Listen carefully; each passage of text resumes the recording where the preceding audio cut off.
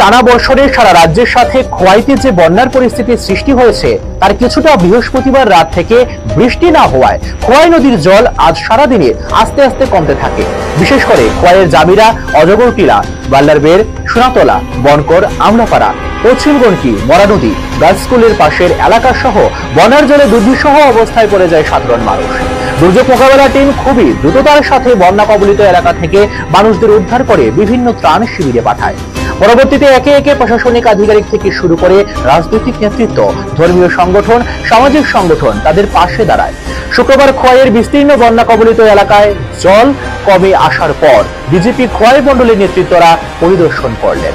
এদিন পরিদর্শনকালে উপস্থিত ছিলেন বিজেপি খোয়াই মণ্ডলের সভাপতি সুব্রত মজুমদার, বিজেপি খোয়াই মণ্ডলের সাধারণ সম্পাদক তাপস কান্তি দাস, বিজেপি খোয়াই মণ্ডলের সহসভাপতি প্রণব বিশ্বাস সহ বিজেপির নেতৃত্বরা।